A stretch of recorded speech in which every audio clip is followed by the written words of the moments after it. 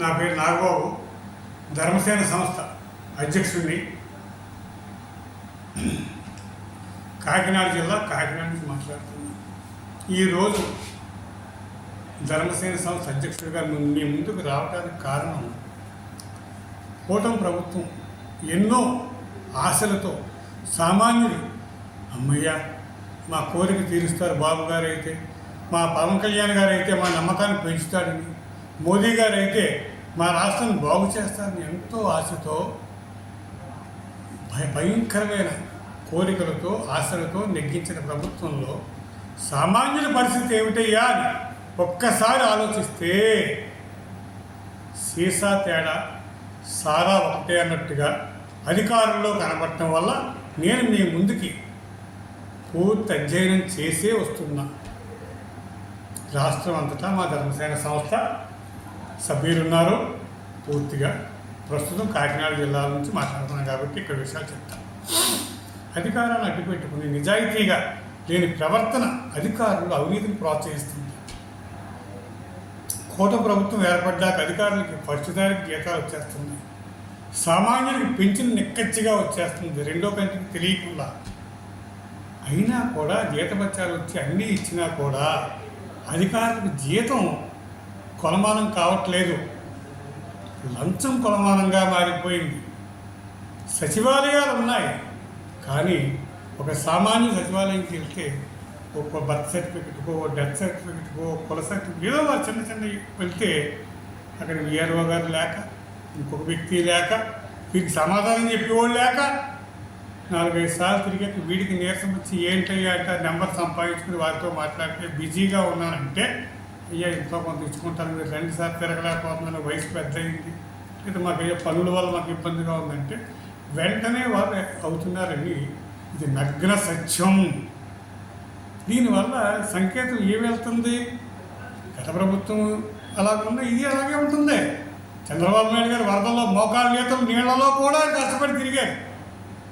పవన్ కళ్యాణ్ గారు కేంద్రంతో మాట్లాడి రాష్ట్రానికి వాళ్ళు వనరులు రప్పిస్తున్నారు.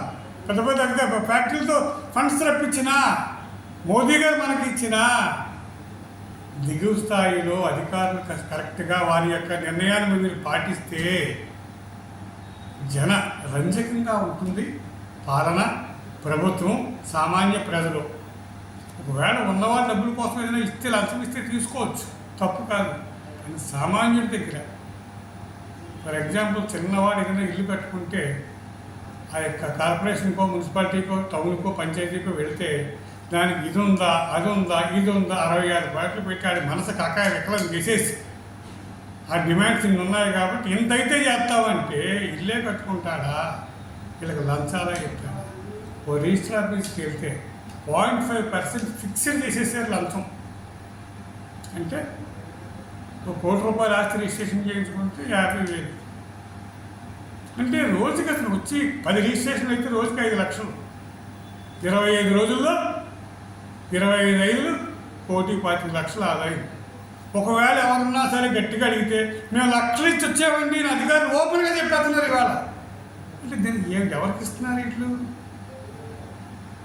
ముఖ్యమంత్రి గారు ఆలోచించేయండి. ఇవన్నీ చూసాక ఒక్కొక్క శాఖ గురించి మీకు చెప్తా.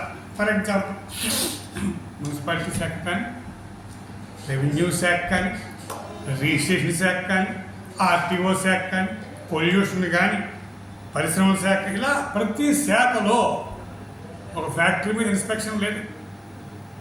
ఈవేళ ఫర్ ఎగ్జాంపుల్ సివిల్ సప్లైస్ మంత్రి గారు నాదేంద్ర మనోహర్ గారు కాకినాడ పర్యటించారు, అన్నీ చెక్ చేశారు, సంతోషం. అసలు మీకు ఒక విషయం తెలుసా సార్?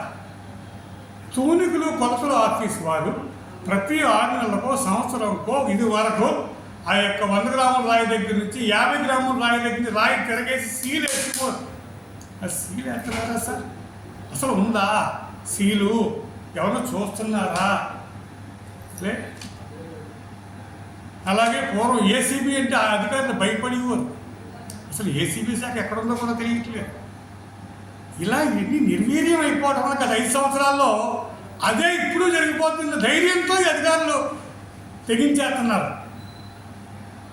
మీరు మొదట అడిగేయండి, మా జిల్లా కాకినాడ జిల్లాకి మా అదృష్టపరంగా ఒక నిజాయితీపరుడైన ఐఏఎస్ అధికారిగా కలెక్టర్గా వచ్చారు.